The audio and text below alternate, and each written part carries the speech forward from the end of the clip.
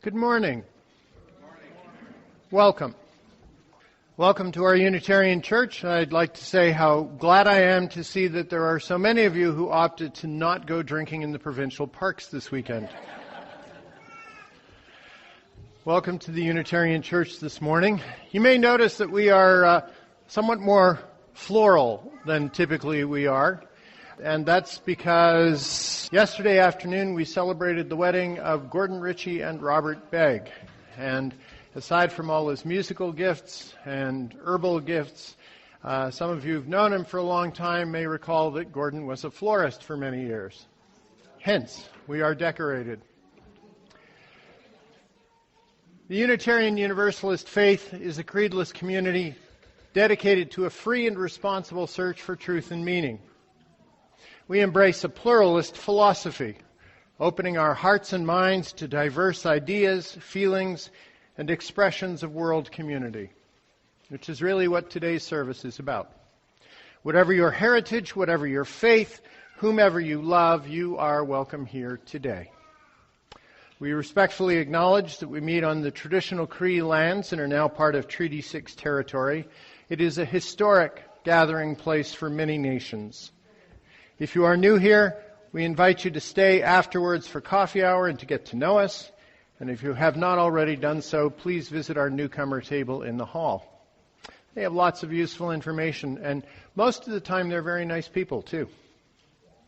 We recognize that everyone in here has a role to play in help building this community, and we can do so only by cherishing our friendships and opening our circle to include newcomers. We give thanks to those who work on behalf of our community every day, and we acknowledge the volunteers who make Sunday mornings run so smoothly. We ask that you take a moment to make sure that all of your electronic devices are silenced. Yeah, okay. I better double check too. Yep. For those of you who need a little assistance with hearing, the usher has an easy-to-operate audio aid. It is our practice to gather afterwards for coffee and conversation in the foyer, and we invite you to join us. We're glad to have you here this morning. It's a quieter beginning because our youth group are all the way in Calgary at the National Youth Conference, so we don't have the first row. We didn't need to put out a first row today, but they're off having a great time, I'm told. We hope you find something in the service today that nourishes your spirit and helps you find and keep your balance. We open our service today with a prelude. Sometimes it's a piece of quiet contemplation, and I suppose in many ways this is, but it's also a reading for the later on sermon. Greetings, Kermit the Frog here, and today I'd like to tell you a little bit about the color green. Do you know what's green? Well, I am, for one thing. You see, frogs are green, and I'm a frog, and that means I'm green, you see? It's not that easy being green. Having to spend each day the color of the leaves, when I think it could be nicer being red or yellow or gold, or something much more colorful like that.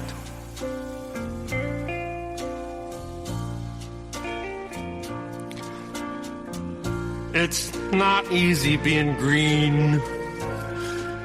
It seems you blend in with so many other ordinary things, and people tend to pass you over because you're not standing out like flashy sparkles in the water or stars in the sky.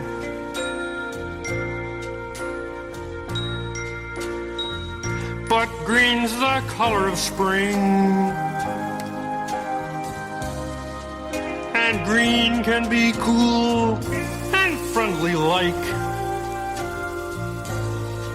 and green can be big like an ocean, or important like a mountain, or tall like a tree.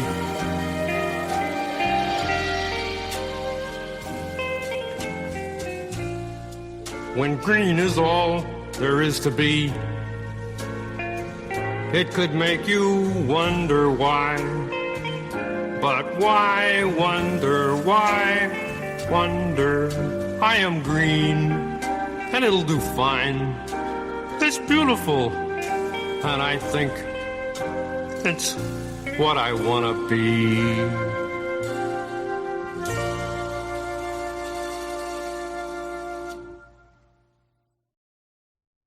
The opening words are by David Pohl, longtime minister in our Ottawa congregation.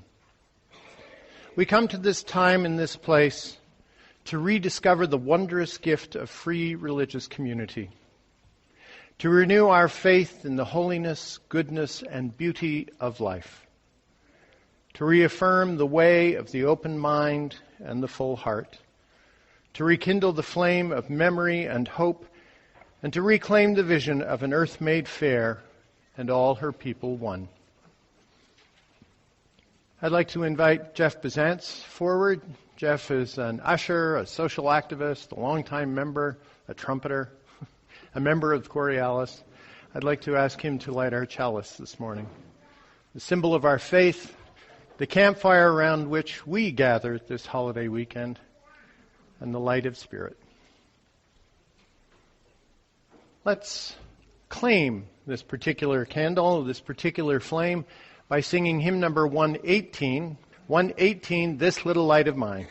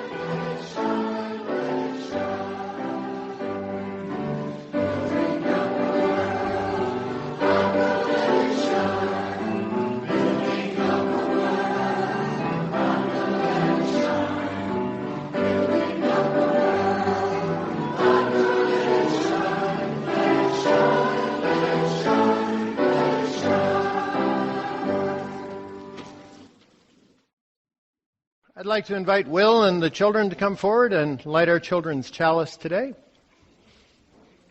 Such children as we have. Such wonderful children as we have. Such truly exceptional children as we have today.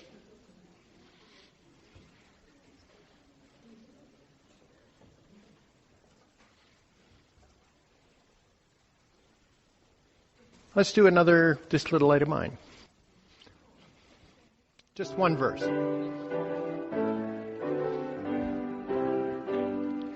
This little light of mine, I'm gonna let it shine. This little light of mine, I'm gonna let it shine. This little light of mine, I'm gonna let it shine, let it shine, let it shine, let it shine.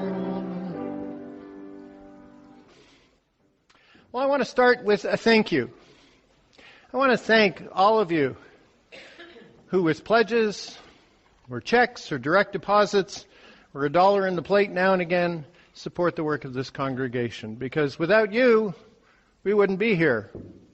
Of course, without you, we wouldn't be here either. But we need not only you, but we need your time and your talents and your passions, and we do also require your money in a freestanding church. So we'll take an offering to support the work of this congregation. However, every week, for those of you who are relatively new, we also share a portion of our offering. Half of the unidentified cash that comes in goes to a body outside of this church. And sometimes it's local in our community, and sometimes national, and sometimes international.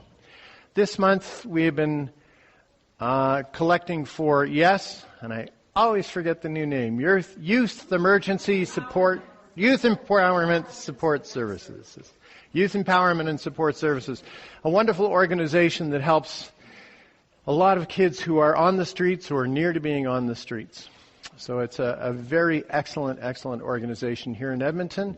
We invite you to support it generously. And another reading, if you will, that's kind of in the theme will be the music for this. It's from Steve Barton and the Steep Canyon Rangers, and enjoy. You know, religious people have such beautiful music and art, and atheists really have nothing. Until now.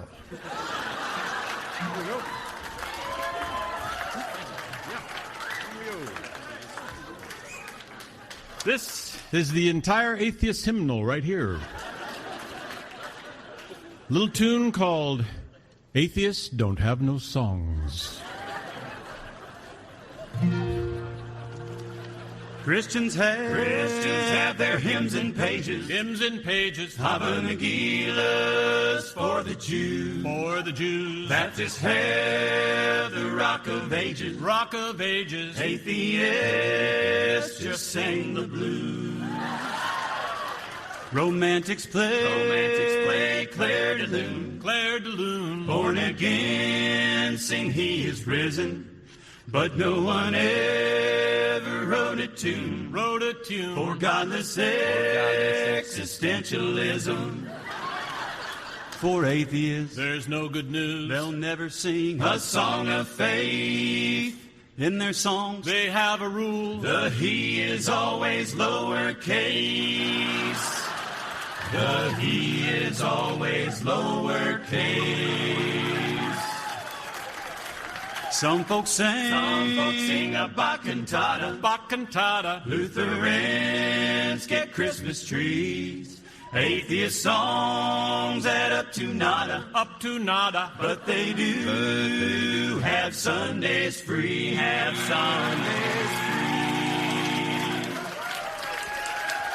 Pentecostals sing to heaven. Coptics had the Book of Scrolls. Numerologists count to seven. Atheists have rock and roll. For atheists, there's no good news. They'll never sing a song of faith. In their songs, they have a rule. The He is always lowercase. The He is always lowercase. Atheists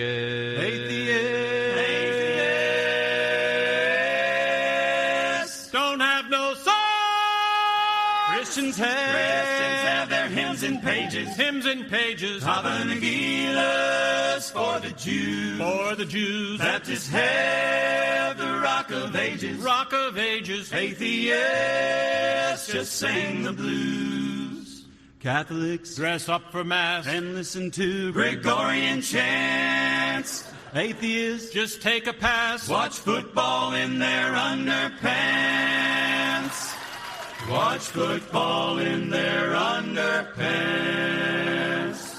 Atheists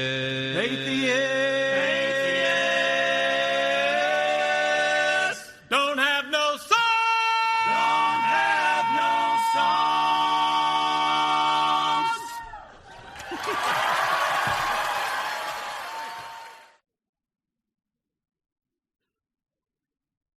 We give thanks for the offering, and we invite you to join in the offering song in your order of service.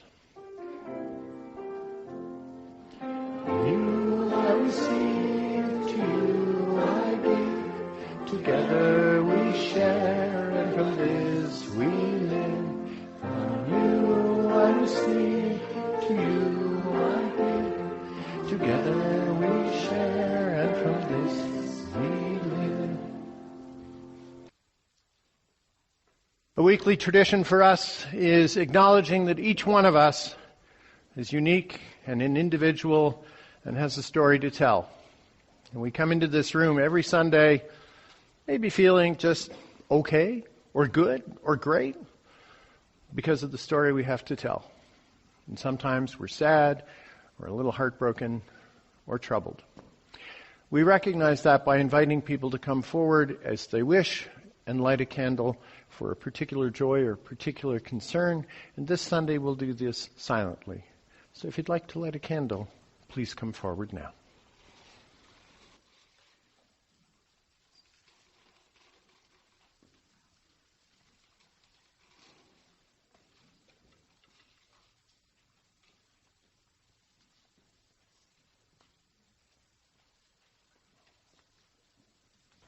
No one of us is an island, truly.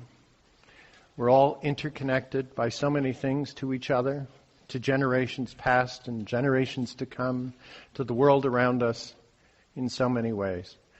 These candles remind us that our concerns are shared by others. Our joys are shared by others. There is a place for us in this planet, and these are our prayers. Amen. I'd like to invite you into a time of meditation today.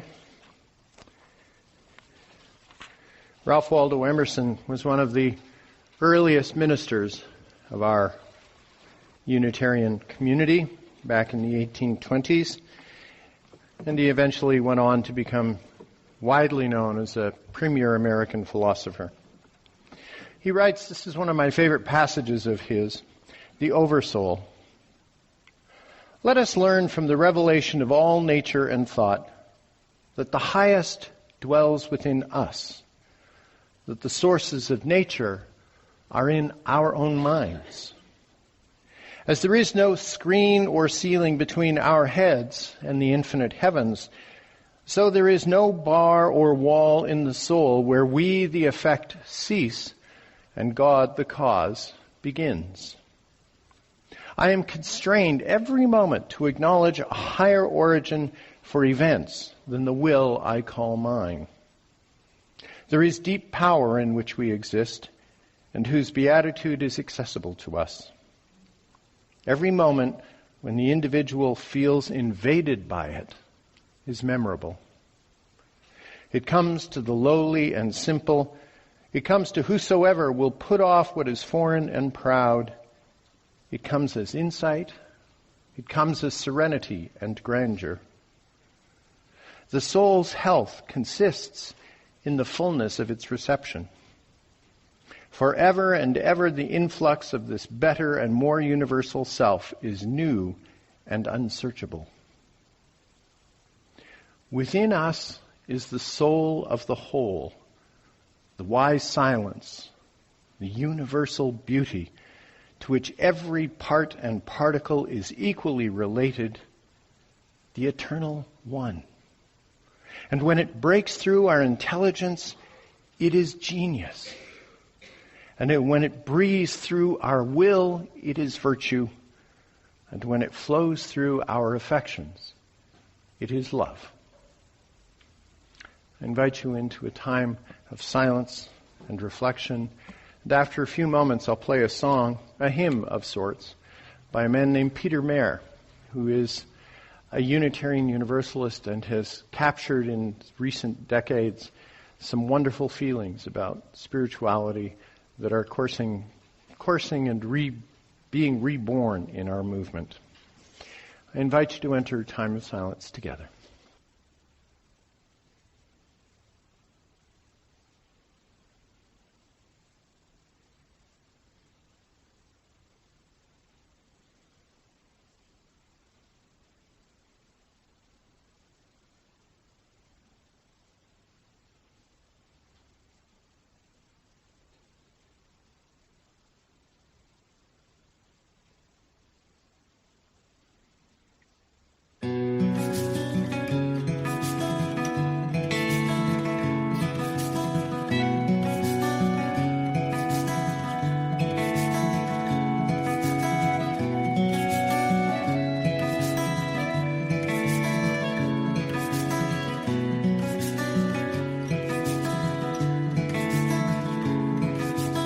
Ever-shifting waters of the river of this life, I was swimming, seeking comfort. I was wrestling ways to find a boulder I could cling to, a stone to hold me fast, where I let the fretful waters of this river round me pass. And so I found an anchor, a blessed resting place, a trusty rock I called my Savior. There I would be safe from the river and its dangers, and I proclaim my rock divine. And I prayed to it, protect me, and the rock replied, God is a river, not just a stone. God is a wild raging rapids and a slow meandering flow. God is a deep and narrow passage, a peaceful sandy shore. God is a river swimmer, so let go.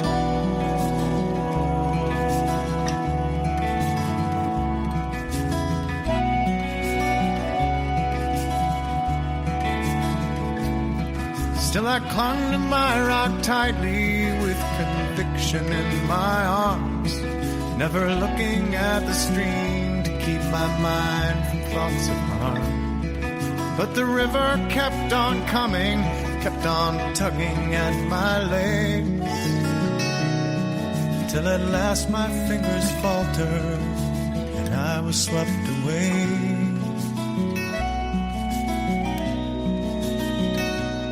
So I'm going with the flow now, these relentless twists and bends, acclimating to the motion and a sense of being led. And this river is like my body now, it carries me along through the ever-changing scenes and by the rocks that sing this song. God is a river, not just a stone. God is a wild raging rapids and slow meandering flow. God is a deep and narrow passage, a peaceful sandy shore. God is a river swimmer, so let go. God is the river swimmer,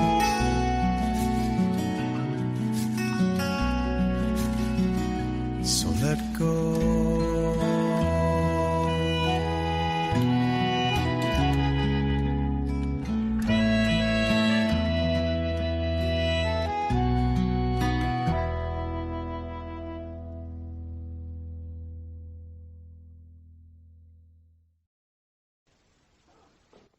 A lot of God language for this church this morning, so we'll have a community question time. And it's the simplest question I've ever asked. God? Yes, no? What do you think? How does it work? And through your conversation, you're making my sermon a whole lot easier. So I invite you to take a couple minutes and talk to your neighbors, ones, twos, tens, whatever, and have a little conversation about your own response to the word God. And remember, all answers are acceptable here.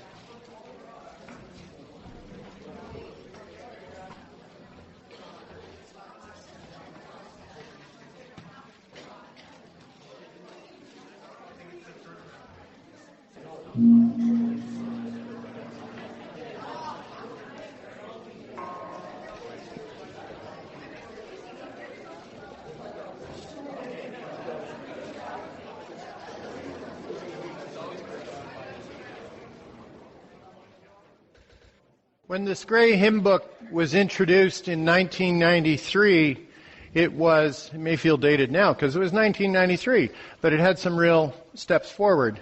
And one of them was the inclusion of hymn number 51, a song that explored images of God, not in old traditional ways, but in ways that include the feminine and the pagan and the young and the old. And as I mentioned, this was Gordon and Robert's wedding yesterday.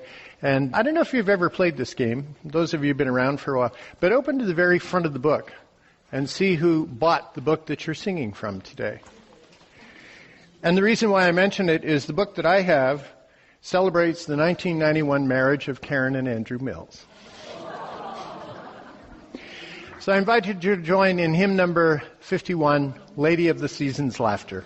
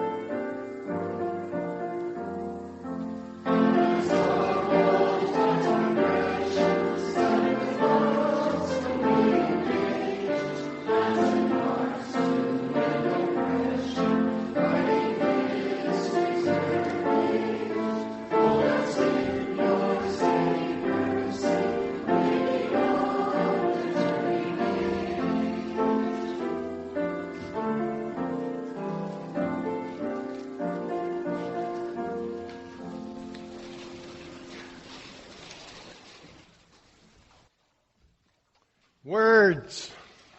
Words. They are perhaps the most wonderful tools we have for communication with one another, for recording thoughts and preserving and transmitting ideas. They allow us to share complex concepts over great distances and times. I love words. I make my living with words. But words are not all of communication. In fact, they aren't even the most important form of communication between people. Scientists estimate that fully 2/3 of our communication is nonverbal. Kinesis or body language, use of voice, volume, intonation, etc. And then there's touch, distance from the other person, pace of communications, eye contact, and so on.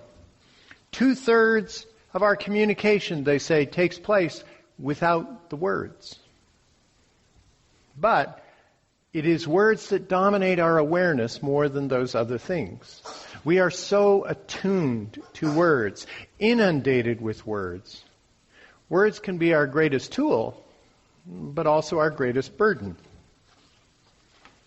Kermit sang, "It's not easy being green," in our prelude. And then he went on to try and describe greenness by pointing out some things that are shades of green. His song is built on the idea that we associate certain qualities, some bland, some wonderful, with the word green. But just what is green? Well, he can't answer that one. How do you put green into words or communicate green exactly? Kermit found out that you can't. In the same way, we can't find perfect words that truly describe love or sadness or despair, or as you all just discovered in the community question, where you added several thousand words to the discussion, God. If we could, we wouldn't have billions of books and songs and poems trying to nail down all of those very things, trying to describe love and life and, yes, God too. And for many earthlings, the whole subject of God has become a matter of divine curiosity. It's something about which we ponder, theorize, pray, develop articles of faith, and sometimes we even go to war about it. But usually that going to war part comes after we've satisfied our curiosity, rigidified our beliefs, and determined that only our views are right. Now, a quick disclaimer. Unless otherwise noted, I am using God in its most generic lowercase g sense. As Steve Martin sang, in their songs, the H is always lowercase. What I'm not discussing is a particular divinity.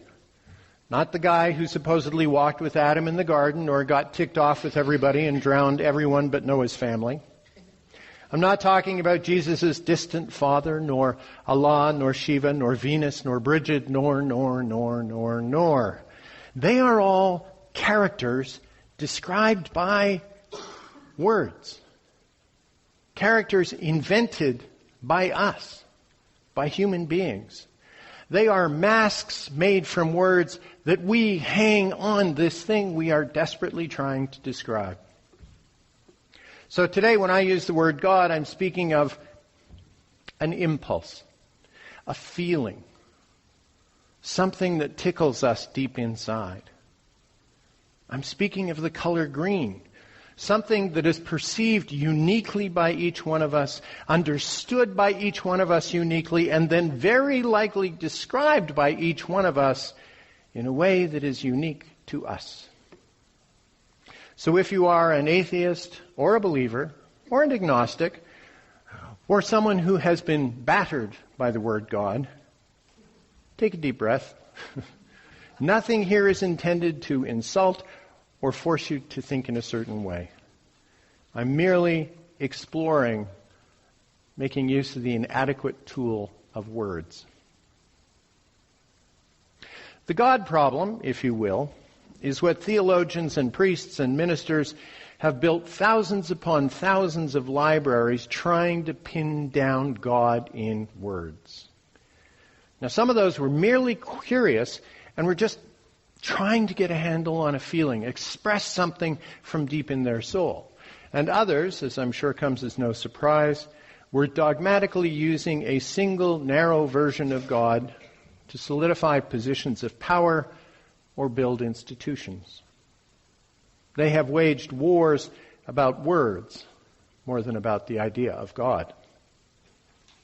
Describing God in words by even using more words has its usefulness, but because it invites people to think and to be curious. And yet it can also be impossible exercise of chasing one's tail. How amazingly silly is that? It's like trying to debate the idea of smoke or argue the color of green, suggesting one interpretation is correct. It's not a debate that can ever be won. Because God doesn't start with words. God begins as a feeling. Now, Unitarian Universalists more and more seem to get that, or at least the ones who allow for the possibility of God, and those who don't, that's cool. Our statement of sources begins, the living tradition we share draws from many sources. Direct experience of that transcending mystery and wonder, affirmed in all cultures, which moves us to a renewal of the spirit and an openness to the forces that create and uphold life. Us. You and you and you and you and you and me. We are the starting point of religious exploration. Us, not someone else with their words. It has always been in every great religious tradition. It's always started with the individual, even if few of the thinkers from those traditions have ever acknowledged that fact. I love that source. It has balance. It speaks to those who think in terms of the spiritual, but it leaves lots of room for the intellectually stimulated to posit theories about the forces that create and uphold life. There's room for that entire continuum that runs between atheist and believer, between spiritual and scientific, and it starts with our understanding. Although, as Steve Martin noted, the atheists don't got no songs. So where does the wordy debate fit into our sources? Well, it fits because words, along with music and art and theater and even ritual, are the tools that we have to try and share our understanding of this mystery and wonder. But they're limited. What's green? Well, for Kermit, it's a series of feelings, some happy, some sad, that define the color, that define him and the very core of his being. And for Kermit, green is also a series of metaphors that help him relate to the rest of the world and describe greenness. What is God? Pretty much the same thing. A series of feelings and observations and perceptions, ideas and metaphors that help us define ourselves, and more importantly, help us define ourselves in terms of the other. The German theologian Martin Buber posited in the 1930s that God is primarily a relationship between us and the other, or as he called it, between I and thou. It's about how we define and place ourselves in the universe that holds both fact and the unknown. We are relational creatures. That was the core of his theory. We share our intellects, our passions, our fears. Sometimes we share those with other beings, sometimes with animals, sometimes with our inner selves using journals and diaries, sometimes in prayer to an other we perceive to be external to us. But at the core is the act of connecting and sharing, no matter how you frame it. Relationship to that which is outside of us is the key. How we can describe that relationship is up to us. Alone. Regardless of the words others use or the degree that they insist that their words are right, it is up to us alone. The idea of God arises in us because we have questions and feelings that we can't frame in words. We see beauty and tragedy that we cannot explain and sometimes even understand. But we are uncomfortable with the unknowing, so we call it something. Might be God, might be love, might be evil, might be tragedy, might be undiscovered science. We're afraid of being alone in this big world, even when we're surrounded by others and others who love us. We commonly fear that no one really knows us. Well, for some, drawing in a concept of God eases that ache and that fear. Theology is really just an attempt to capture this impulse in words. But we're individuals. We are not isolated beings. Every second of our lives, we are in relationship, like we talked about when we were lighting candles. We give our thoughts, our visions, our dreams, our work, our tears, our laughter, and yes, our spirits to the world. And the world gives back to us. In the meditation, Emerson wrote, "Within us is the soul of the whole, the wise silence, the universal beauty, to which every part and particle is equally related, the eternal one. And when it breaks through our intellect, it is genius. When it breathes through our will, it is virtue. And when it flows through our affection, it is love." For Emerson, there was a symbiotic connection with this otherness. We are in it, and it is in us. And we get to give our voice and our feelings and our words and our actions. That's kind of cool. Because we are relational, we reach out. We want to know, and more importantly, we want to be known. Reaching out is an exercise that brings us peace individually, perhaps, but it often fails, especially when we're trying to do it only through words. I'm a man. I have been accused of mansplaining. I know how my words fail me sometimes when I'm trying to talk about emotions and relationship. Our words are just not up to the task. They are only 1/3 of communication. They might be beautiful or poetic or filled with scientific precision, but they are aimed at defining for others that which can only be defined for us. I heard someone suggest not too long ago that the majority of Unitarians are atheists. Well, I don't think that's true unless that accusation is in reference to a very specific concept of God.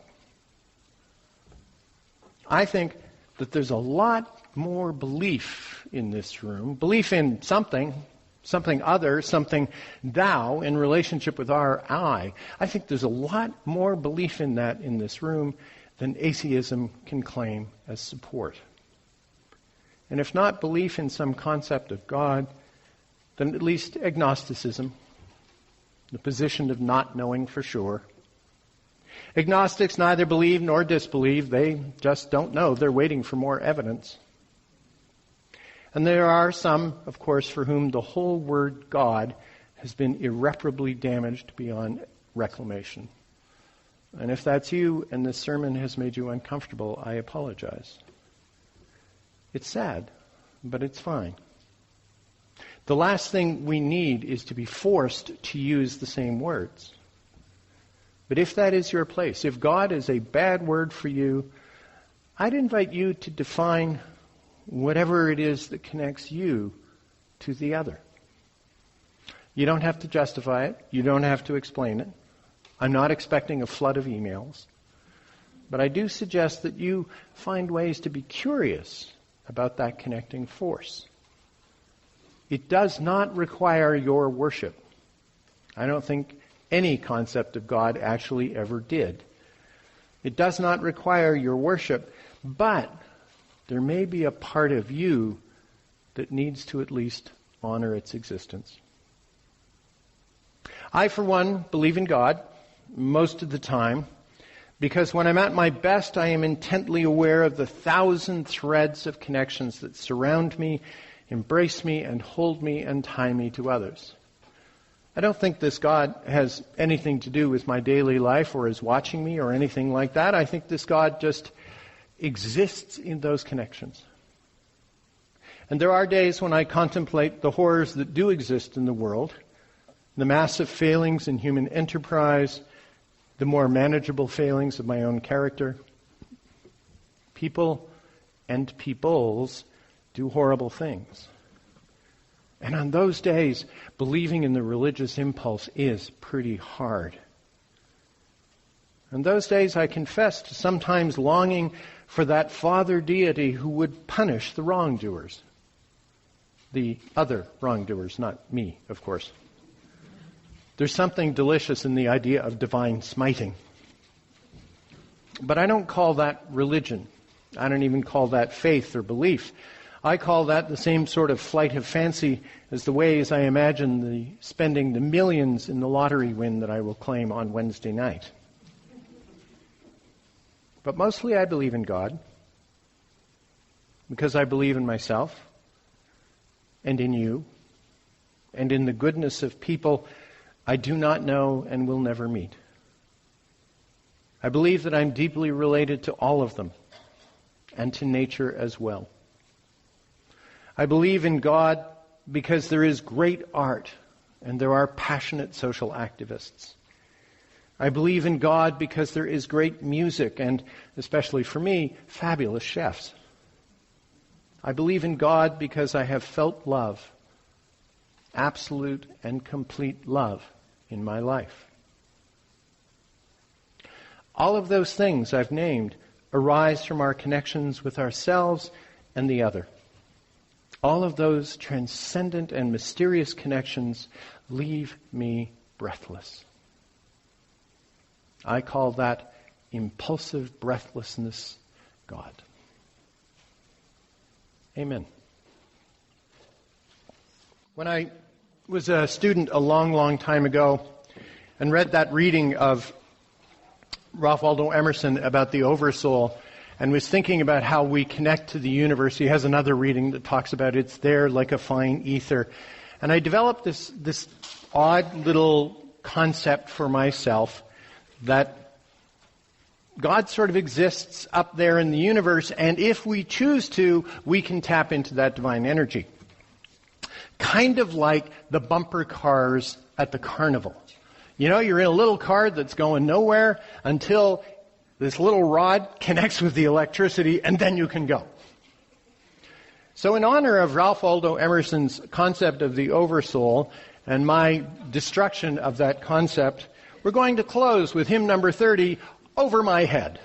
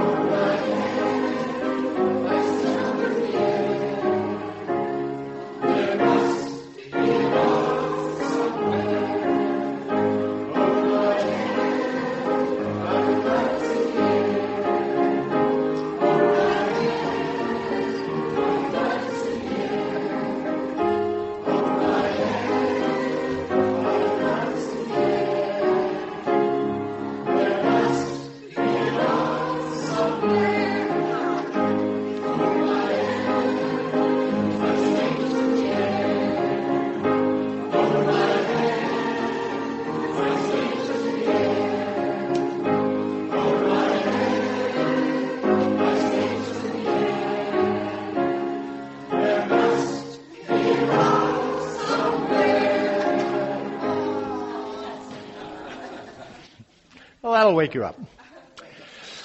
The chalice is extinguished, but its light lives on in the minds and the hearts and the souls of each one of you if you decide that you in fact have a soul. So I invite you to carry this light with you when you leave this place and share it with those you know, those you love, and most especially those you've yet to meet. We'll sing Carry the Flame, and then we have a few announcements.